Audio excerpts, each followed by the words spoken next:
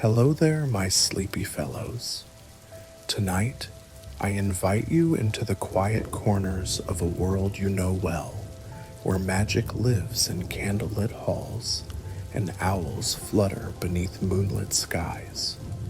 But this tale, dear listener, carries with it the hush of mystery, wrapped in soft parchment and sealed with wax that no one remembers sending.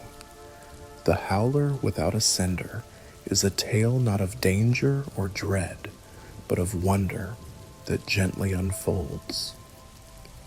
It begins, as many Hogwarts stories do, on a night when everything seems still, but the wind carries a whisper and the stars blink knowingly. This story will take you through drifting owl feathers and unopened letters, across the echoing marble floors of the castle, and down sleepy corridors lit by floating lanterns.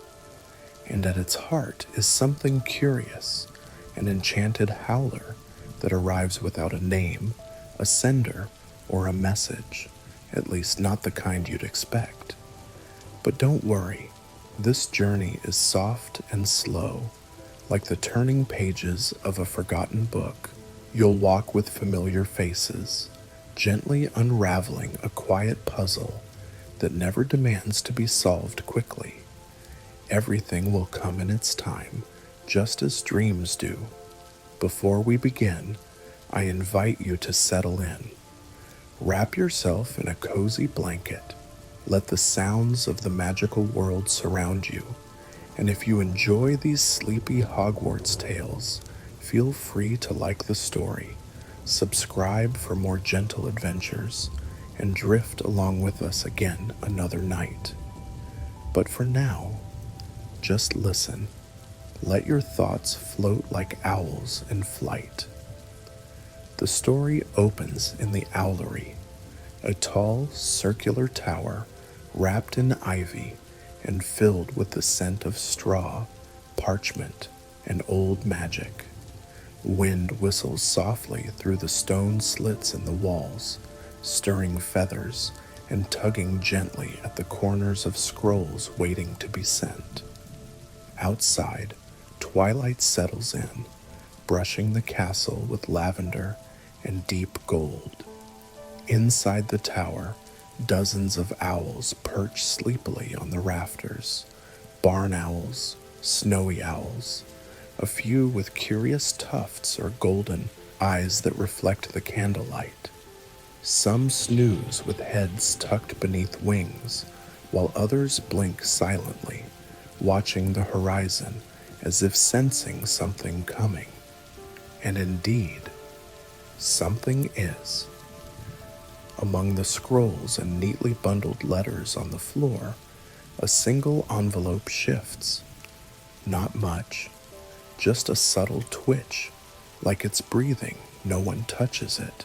No owl delivered it. And yet, it's here, sealed in deep crimson wax, its surface smooth but warm. No name, no address, and no indication of who or what has sent it. As you listen, you'll follow this curious delivery through the halls of Hogwarts. It will find hands that don't understand it, portraits that won't speak of it, and secrets hidden behind sleepy spells. So take a deep breath now. Let the world outside grow distant. You're stepping into something soft, magical, and just a little mysterious. The Howler is waiting. In the softly humming corridors of Hogwarts, under the whispering sighs of velvet curtains and echoing footsteps upon polished stone, lived a boy named Neville Longbottom, quiet, kind-hearted, and often found at the edges of great adventures. While others sought fame or fascination with grand spells and duels, Neville found comfort in the greenhouses and the owls, in the little things most never noticed. Now, in his 6th year, Neville had grown into a thoughtful young wizard. He still forgot passwords from time to time and occasionally misplaced a quill or two, but he had a warmth that wrapped around others like a soft jumper on a cold day. His favorite place after dinner wasn't the common room, but the owlery, where the birds knew him by scent and sound, and the wind always carried the scent of straw and stars. He wasn't alone in this quiet part of the castle. Often, he was joined by Luna Lovegood, her eyes dreamy, her gait a little floating.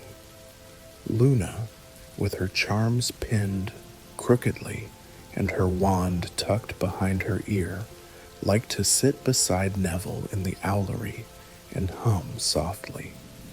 She believed the owls brought secrets from beyond the school, that some letters delivered weren't just from parents or ministry folk, but from the castle itself, enchanted messages carried on moonlight.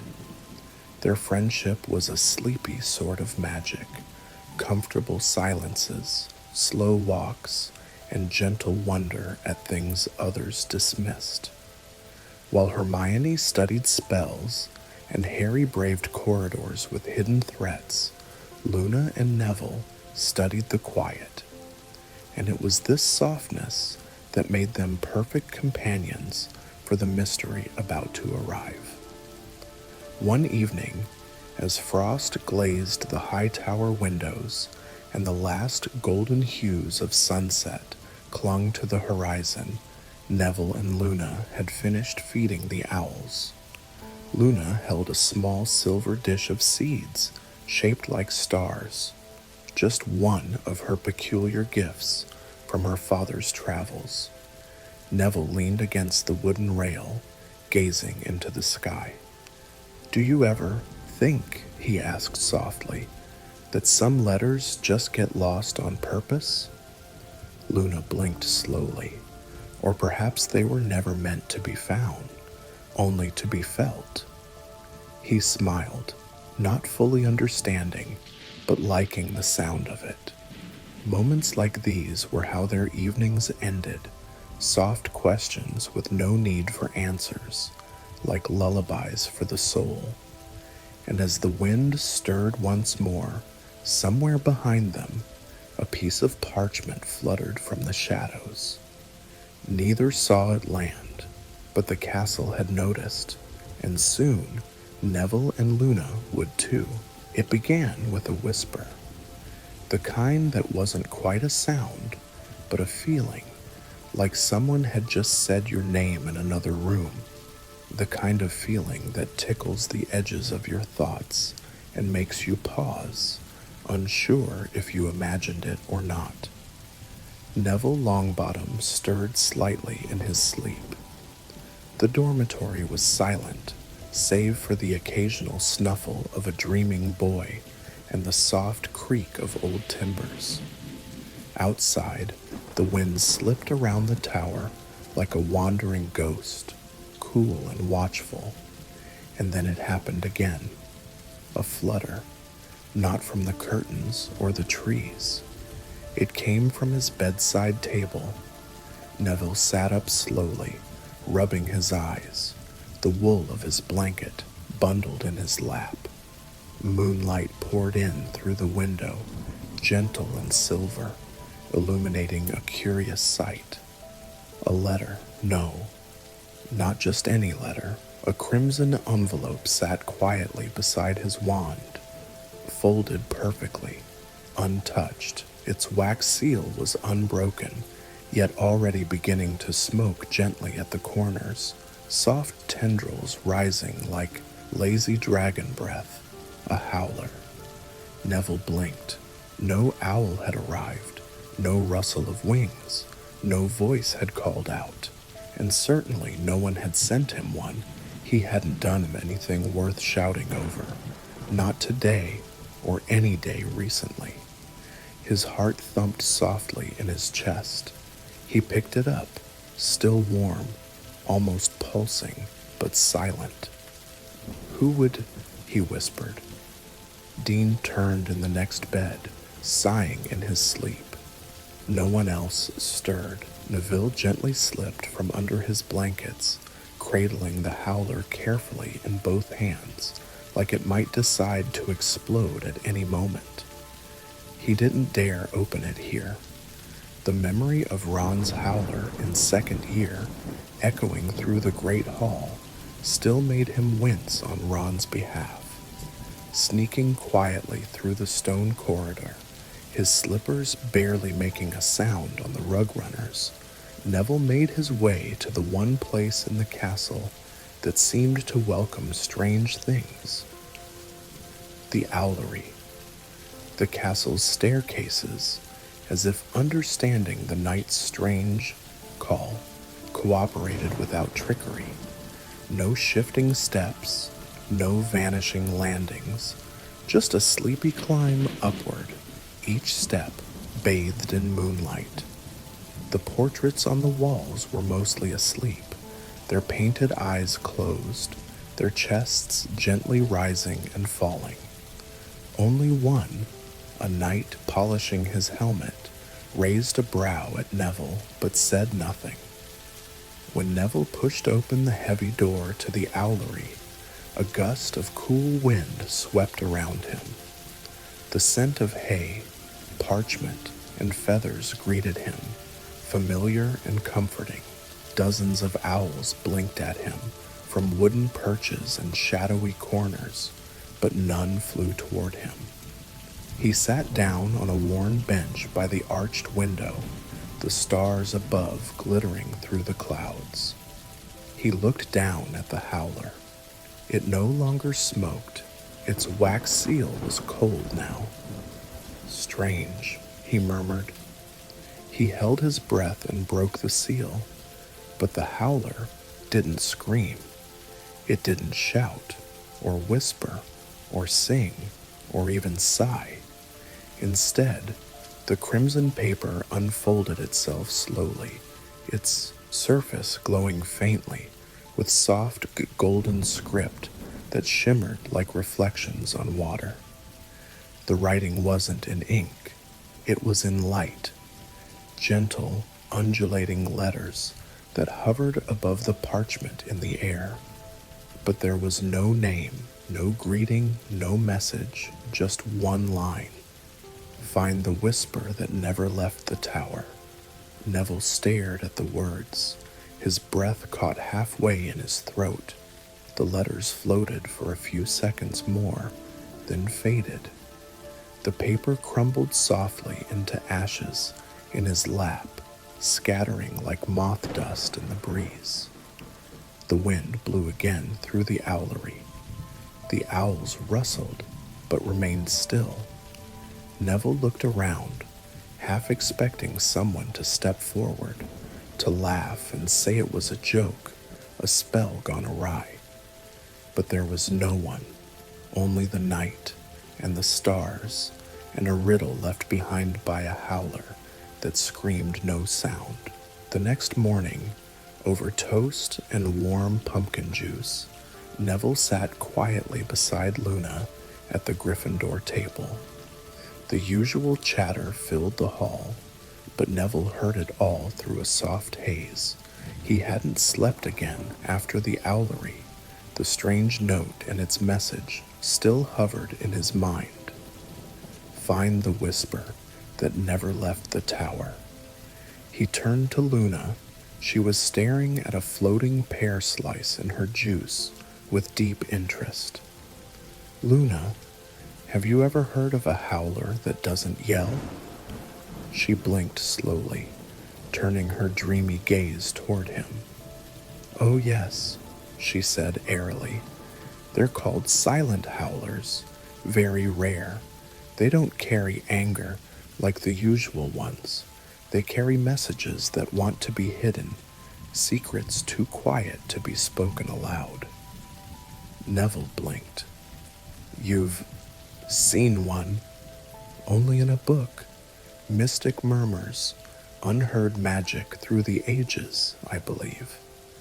Papa had a copy for a while, but it erased itself when a nargle chewed the spine. Of course it did, Neville thought kindly, but this one said something odd. He whispered, glancing around. It said, "Find the whisper that never left the tower." What do you think that means? Luna tilted her head. I think, she said, her voice as soft as a feather falling, that it's asking you to listen to something no one else can hear. Neville smiled, half wistful. That's not exactly helpful. She didn't smile back, but placed a gentle hand over his. Maybe the whisper isn't a sound. Maybe it's a memory. A pause. Then, from behind them, a small owl flew overhead, dropping a piece of toast onto Neville's plate with surprising precision. He looked up. The owl blinked at him. Its eyes were pale gold. It gave a low, questioning hoot, and then flew off. Neville picked up the toast. Folded beneath it, warm from the owl's claws, was a tiny scrap of old parchment, and on it, one word, barely legible in faded ink, West. Neville and Luna stared at it, then at each other. Another whisper, another clue. The tower, the owl, the word. Something, or someone, was guiding them. But why? And what had been forgotten in the tower's quiet winds? Neville had always thought of the West Tower as a quiet place, a part of the castle that lived in the shadow of others. It wasn't as grand as the astronomy tower, nor as secretive as the room of requirement. It didn't house classrooms or dormitories, and no professors made it their haunt.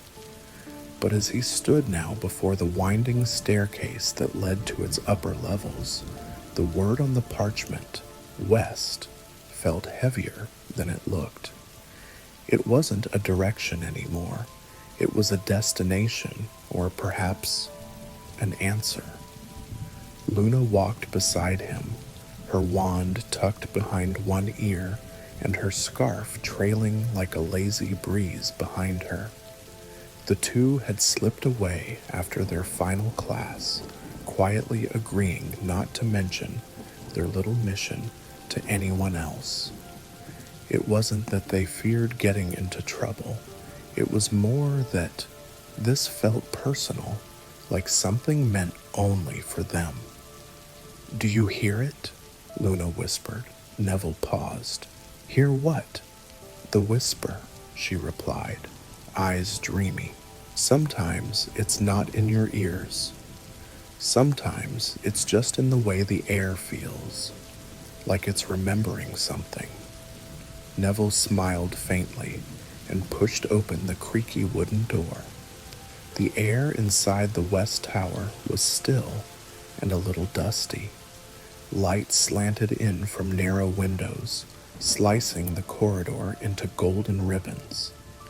They began to climb, each step echoing gently in the quiet, higher and higher, until they reached a small wooden landing at the top.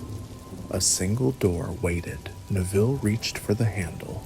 The moment his fingers brushed the iron knob, the air shimmered. Luna drew a slow breath. The door opened by itself, and there, bathed in cool afternoon light, filtering through a tall circular window, stood a small room that seemed untouched by time. Piles of ancient scrolls rested in cubbyholes. A single chair sat near a table, scattered with old ink bottles, and a feathered quill frozen mid-scratch. The scent of old parchment and lavender lingered in the air. But what caught their attention most was the mirror. It stood tall in the center of the room, completely free of dust.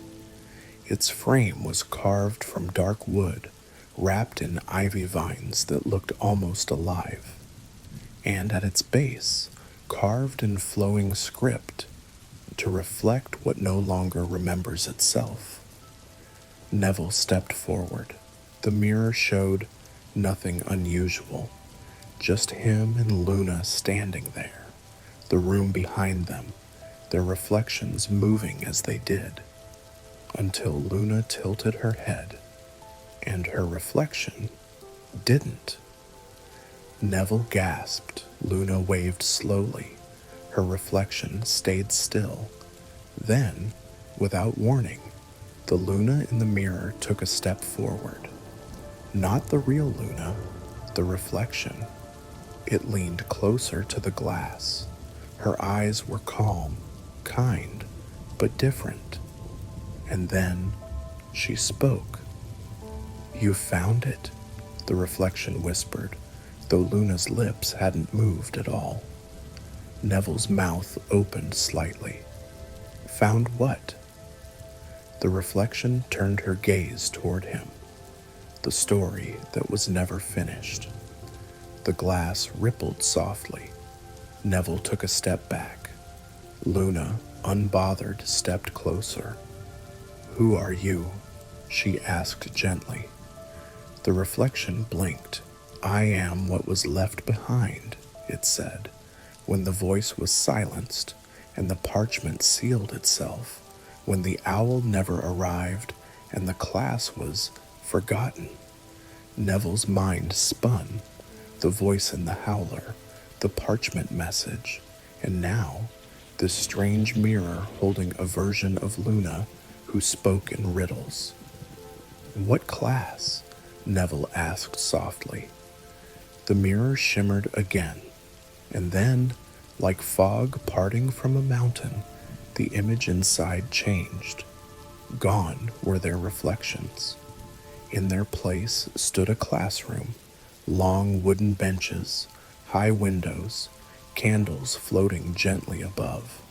But unlike any classroom they recognized, there were no books, no scrolls, no chalkboards. Instead, the walls were covered in portraits, small ones, unframed, painted directly onto the stone. Dozens of faces, young faces, all looking outward, some smiling, some thoughtful, others blank. And beneath each face, a name. Neville leaned closer. He didn't recognize any of them. "Who are they?" he asked. "They were never students," the mirror said softly. "But they should have been." Luna blinked. "Should have been?" The mirror nodded. A spell gone wrong. A charm meant to remember, instead cast into silence. A classroom that was prepared and never used because the names were lost before they were written. Neville felt a chill that wasn't from the air. He looked again at the faces. The paint had faded with time, but the expressions were vivid, alive even. This is what the Howler was about," he said quietly. "This is the whisper that never left the tower." The mirror pulsed once, gently. "The Howler is only the beginning," said the reflection. "You have awakened the memory, but the story must be told, or the silence will remain." Neville turned to Luna. "We need to find more," he said. Luna nodded, her gaze calm. "There are whispers in the portraits, too. Some of them never speak, not because they don't want to, but because they were never finished." They both looked at the room again, at the quill frozen on the desk, at the classroom that had never echoed with laughter or spell work, and then, just as quietly as it had appeared, the mirror faded back into its usual form. Their reflections stood there once again, but this time, both were smiling. The morning sun was soft and quiet when Neville and Luna stepped out of the West Tower room. The air carried that early day hush, the kind that makes stone corridors seem to breathe and the walls whisper old stories. Though they had just encountered something remarkable, Neither felt hurried. Instead, they walked with calm curiosity, like two friends savoring a gentle breeze. They paused at a window halfway down the corridor. Below, the Hogwarts grounds were bathed in golden light, dew catching on blades of grass like tiny stars. A few owls flitted between branches, and distant laughter drifted from students passing between classes. Everything looked familiar, and yet the castle itself felt as though it was holding its breath, waiting for something soft and secret to surface. "It feels like the castle's listening," Neville said, his voice a hushed murmur that fit the morning perfectly. Luna tilted her head, her dreamy eyes thoughtful. "Magic remembers in quiet ways. Not all stories need sound." She pointed gently toward the courtyard. "I think it's guiding us." Neville nodded, brushing a loose strand of hair back from his forehead. They continued down the stairs, step by step, their pace unhurried and easy. The Hogwarts. Corridors were warm with history, tapestries lined with faded battles, portraits whispering polite greetings, and banners that fluttered without wind. Their destination was the library.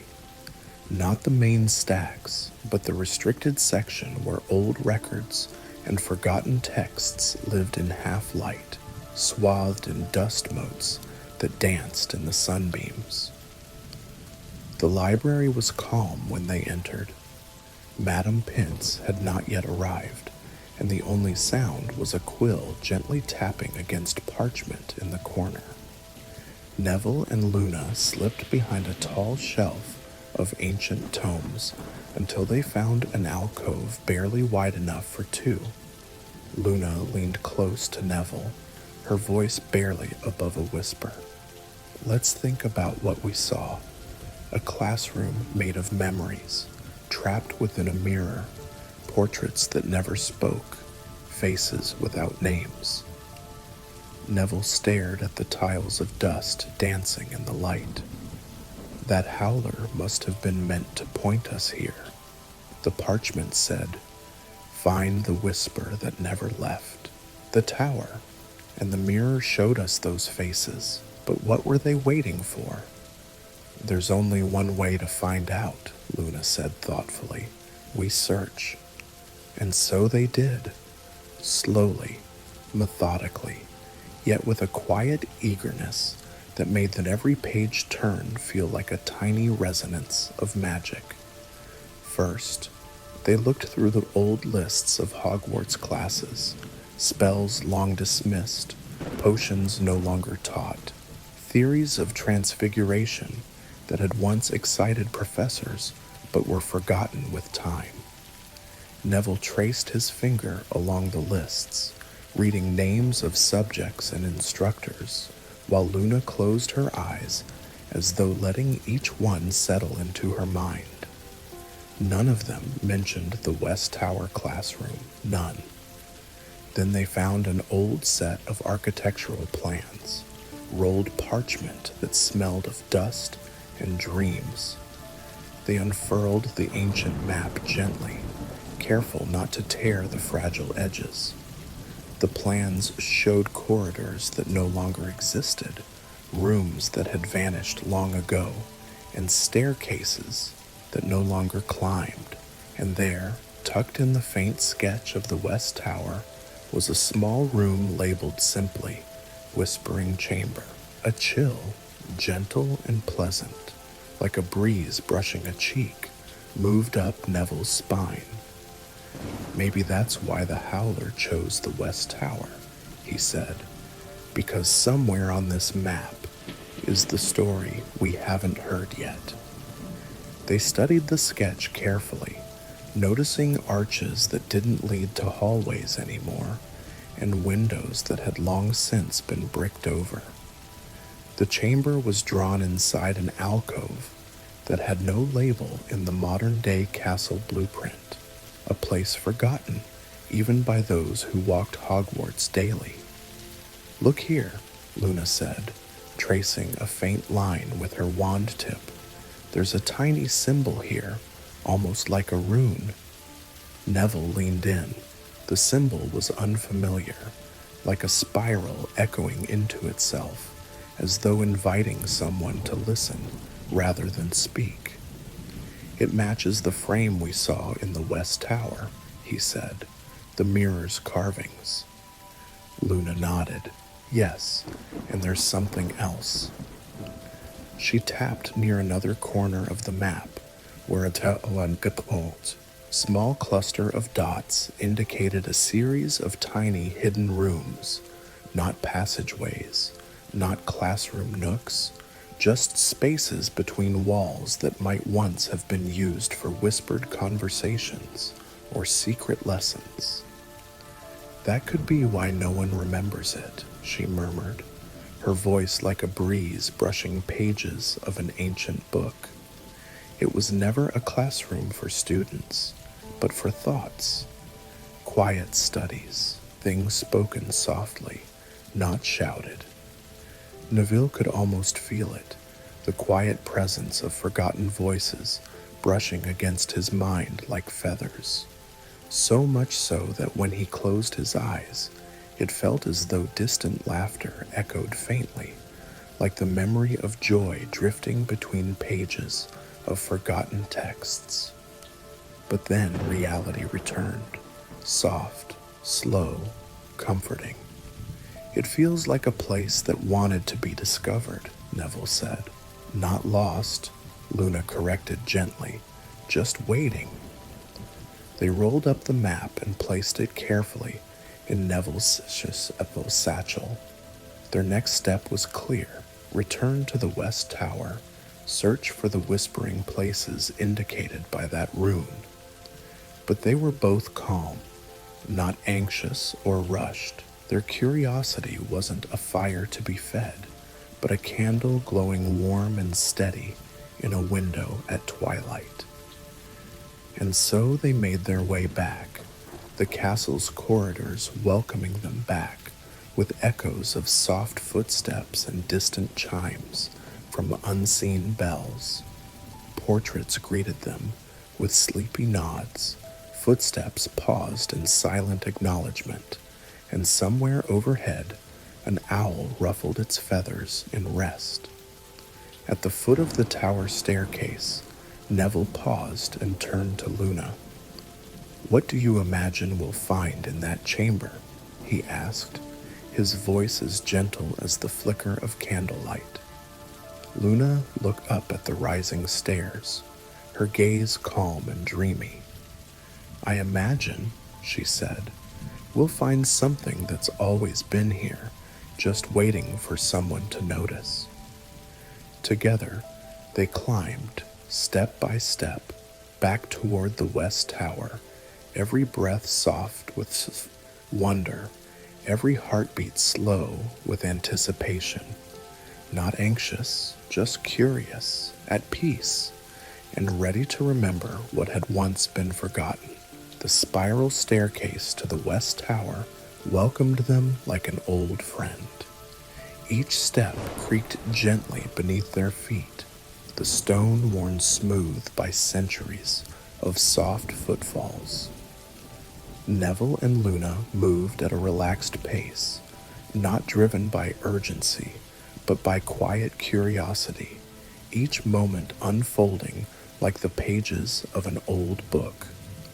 The air grew cooler as they ascended. Dust clung to the air like sleepy snowflakes, swirling slowly in shafts of afternoon light that filtered through tall, narrow windows. Somewhere behind them, the low hoot of an owl echoed through the corridor, a gentle reminder that even mysteries at Hogwarts unfolded in their own time. At the top of the tower, they entered the forgotten classroom again, the one the Howler had drawn them to. It was still as they'd left it, the chalkboard untouched, the empty desks arranged in a perfect hush. But now they understood more. This wasn't just an abandoned room, it was the edge of something deeper.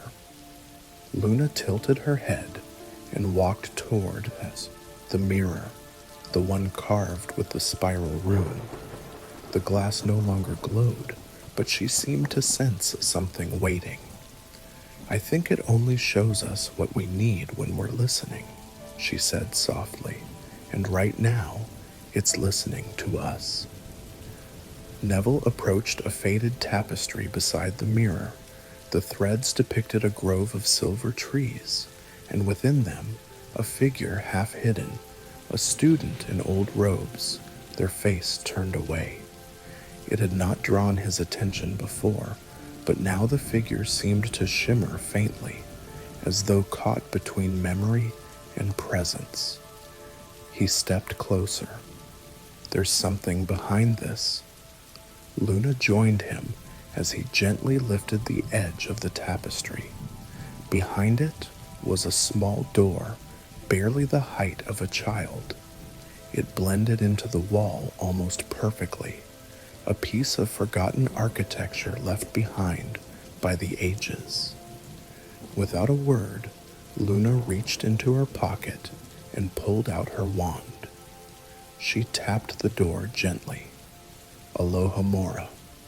The lock clicked softly, like a sigh that had waited centuries to be heard.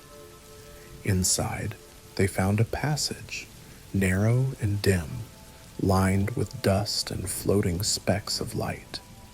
They stepped inside, the air slightly warmer, as though the room beyond had been protecting a secret long held in peace. The corridor curved gently, leading them into a hidden antechamber, a circular room with a domed ceiling of stained glass, depicting stars and symbols that shifted softly as if stirred by dreams. In the center stood a wooden pedestal. Upon it rested an old bound journal, the leather worn and the pages softly curled at the corners. Neville and Luna approached with reverence, as if stepping into someone's memory. Neville looked to Luna, and she nodded with a gentle smile. He opened the book. The pages whispered, not loudly, not urgently, but clearly.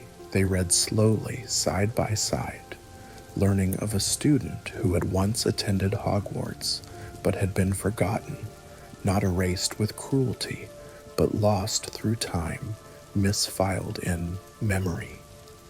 Their name never made the official records. Their classes never appeared on rosters.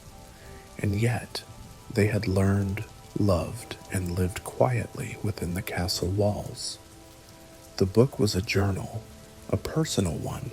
Its entries spoke of watching others flourish while remaining unseen, not out of sadness, but acceptance. It spoke of finding joy in quiet moments, in the echo of spells practiced alone, in the flicker of candlelight while studying late. It was a portrait of a student who had never been chosen, yet had chosen Hogwarts in return. The Howler, they realized, hadn't been a warning.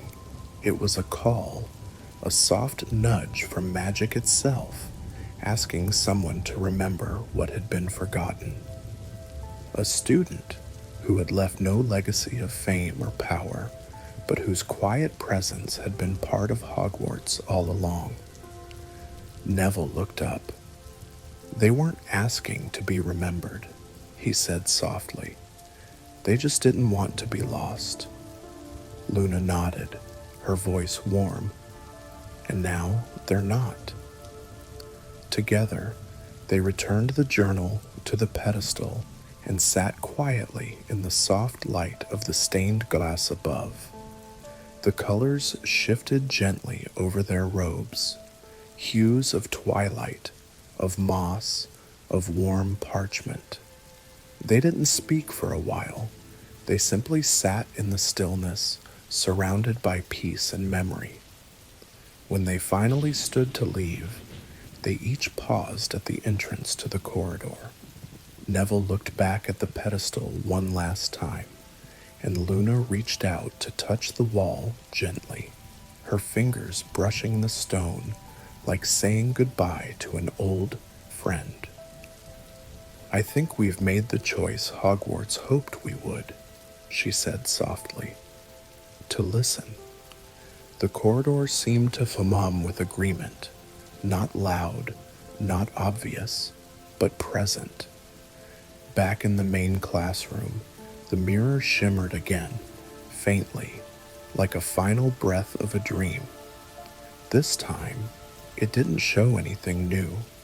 It simply glowed with a soft golden hue, warm and quiet. A silent thank you. Neville and Luna left the tower together, walking slowly down the staircase as afternoon deepened toward evening.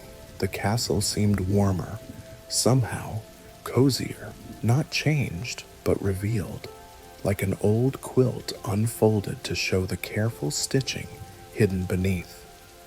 As they passed the owlery on their way out, an owl fluttered gently to the window ledge.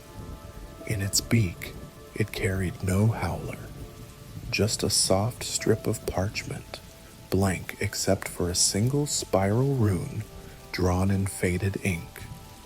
Luna smiled. Neville nodded. No words were needed. They had heard what was meant to be heard, and more importantly, they had listened. The air in the castle was hushed, the kind of hush that comes not from silence, but from something understood. Neville and Luna walked back to the Gryffindor common room slowly, still warmed by the quiet light of the hidden antechamber. The discovery of the forgotten student's journal had settled something inside them both, but the feeling lingered, as if the castle itself was waiting for them to uncover just one more thread. That evening, after dinner, they found themselves wandering again, this time not with purpose, but with a gentle openness, like following a breeze that knew its way better than they did. The halls glowed with candlelight, portraits dozing or humming lullabies to themselves. As they passed the portrait of the wizard with the emerald waistcoat, Luna paused, tilting her head thoughtfully. "He's always humming the same tune," she whispered. Neville looked. The wizard's lips moved silently. The tune, though faint, was familiar, a lullaby, one Neville's grandmother used to hum long ago. As they watched, the wizard blinked, not sleepily, but as if startled to be seen. His eyes flickered to theirs, and then, for the first time since either of them had been at Hogwarts, he smiled. It was small, like a memory remembered, and he pointed, not with urgency, not with alarm, just a quiet gesture, toward the far side of the corridor where a tapestry hung that neither of them had ever really noticed. They followed his gaze and stepped toward it.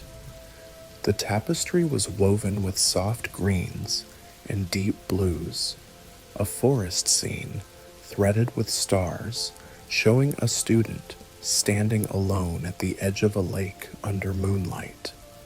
But there was something odd about it. The lake rippled, not like moving embroidery, not like magic, but like actual water. Luna gently reached out and touched it. The fabric gave way, not entirely illusion, not entirely cloth, like pushing into the edge of a dream. They stepped through. Inside was a small, circular room. It couldn't have existed, not in the way Hogwarts was mapped, and yet it was here. A dome of soft stone, stars carved above, and in the center, not a mirror this time, nor a pedestal, but a painting. A single portrait on the far wall, framed in warm, dark wood, dusted with time, yet the colors were vivid, alive. It was a student in Hogwarts robes, a young girl with calm brown eyes and wild curls, holding a wand and a parchment scroll. She wasn't smiling, but she wasn't sad either. She looked aware, and below the frame, in gold seeing that shimmered gently in the candlelight, were the words, Eris Wren, student of Hogwarts, never enrolled, still remembered. Luna read the name aloud, her voice a hush of reverence. Eris, she repeated. She's the one. Neville stepped closer. The eyes in the painting followed him, not sharply, not with judgment, just watching, waiting. She never got a letter, he murmured, or maybe she did, and no one knew. But she was here. She learned, she lived, she loved this place, even if no one ever knew. Luna nodded slowly. The Howler wasn't just magic gone wrong. It was her voice, or the magic she left behind, a trace, a message in layers. They stood in quiet awe, as if in answering their unspoken thoughts. The room began to shift subtly. The stars above shimmered, and a faint song began to hum through the air, the same lullaby from the portrait in the hallway. Neville stepped forward again, this time resting his fingers gently on the carved frame. You were never sorted, never seen in a great hall feast, never written about in books, but you were here, and now you're not forgotten. A warm breeze swept through the room, not wind exactly, but presence, a hush, a thank you, a sigh of relief long held in the walls, and then the portrait blinked.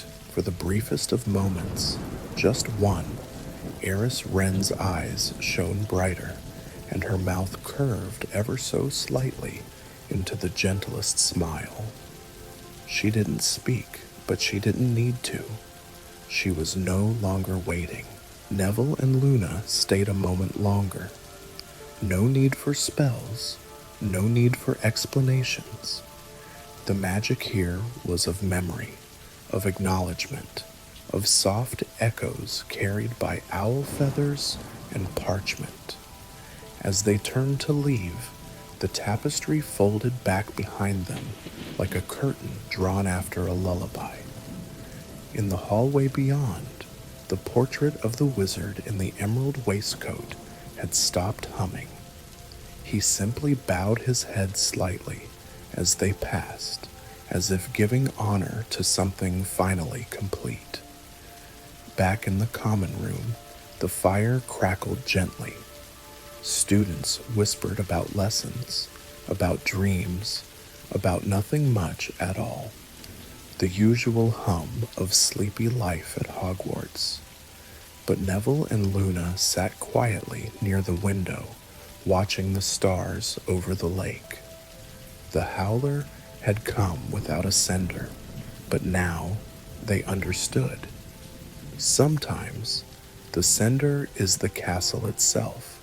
Sometimes it's magic looking for a listener, and sometimes it's the gentle voice of someone who simply wanted to be remembered, not loudly, not forever, but just enough to be known. And now she was, and Hogwarts, in its timeless, enchanted way, smiled back. The hush of the evening deepened, soft as velvet and just as comforting. The castle of Hogwarts, with its 1,000 quiet corners and ever-listening walls, seemed to sigh in contentment, as though some long-forgotten ache had finally been soothed. Back in the Gryffindor common room, the fire flickered low, casting a golden glow that shimmered on the walls like candlelight in a dream. Neville sat in one of the armchairs, the familiar weight of the day now giving way to something more serene. He looked toward Luna, who had curled up near the hearth, her knees tucked beneath her and her eyes half closed, watching the flames dance as though they carried their own soft secrets. "Do you think she was happy?" Neville asked gently, his voice quiet so as not to disturb the peace that had settled between them. Luna smiled without looking over. "I think she is now. Sometimes being seen, even just once, is enough to let a soul rest." Neville nodded slowly. He understood the story of Eris Wren. The unspoken student wasn't written in the books or remembered in the morning announcements, but it was etched now, gently, into their hearts, and, more importantly, into the magic of the place they both called home. The Howler hadn't returned. There were no more parchment scraps fluttering down from owl wings, no echoes of voices left behind, no more riddles in the hum of the staircases. Only quiet, and in that quiet, there was peace. The next morning came softly, mist lingering low over the grounds, the lake shining like polished glass beneath the rising sun. Students moved sleepily through the great hall, clinking spoons into porridge bowls, reading copies of the Daily Prophet with half-lidded eyes. Nothing was out of place. No one spoke of a girl named Eris. No one noticed the small shimmer of enchantment in the corridor where the tapestry once hung, now faded back into the ordinary folds of school life. But Neville did, and Luna did, and perhaps, just perhaps, the castle did too. As the morning light crept through the high windows, Neville tucked a small note into his pocket, folded once, the edges soft with thought. He'd written it late last night, before sleep finally pulled him under, resting near the firelight.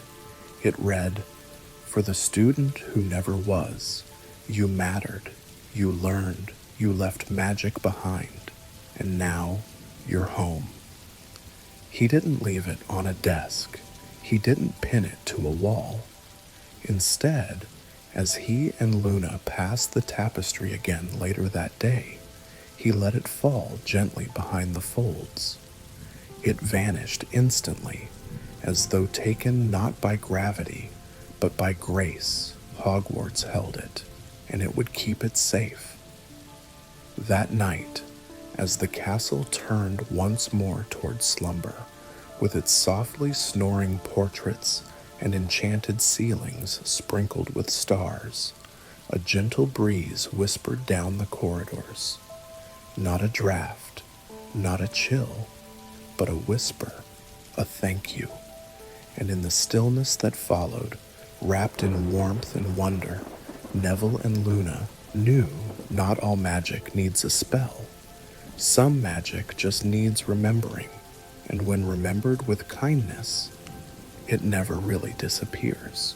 The castle of Hogwarts had always held mysteries, some loud and shimmering with spectacle, others soft, delicate, and nearly forgotten.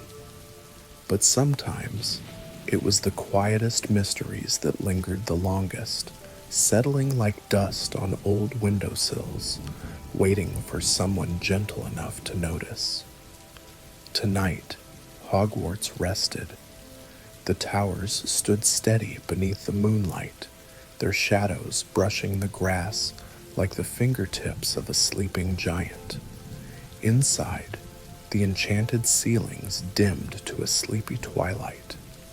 The flickering torches hummed faintly, their flames swaying with the hush of the corridors.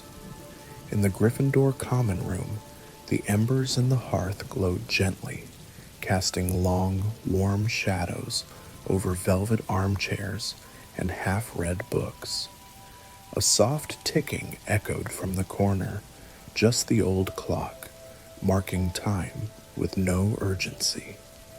Neville stirred slightly, pulling the blanket higher over his shoulders. Luna sat nearby, her head resting on the cushion's edge, a tiny smile still playing at the corner of her lips. Neither spoke. They didn't need to. The silence wasn't empty. It was full of knowing, full of gentle magic, full of peace. And somewhere in the still heart of the castle, perhaps in a secret room behind a forgotten tapestry, the echo of a voice, long unheard, finally faded not in pain, but in gratitude. She had been remembered, she had been heard, and that was enough. So now, dear listener, as you lie in your own quiet space, beneath soft covers, beside the hush of your room, let this gentle tale settle around you like a warm spell. Know that mysteries need not be solved all at once, that kindness often begins in stillness, and that, even in silence, there is story, waiting. So close your eyes now. Let your thoughts drift like feathers on an owl's wing. The castle is safe, the story is quiet, and the magic is always with you. Good night, little dreamer. Sleep well. The stars are watching, and Hogwarts is still listening.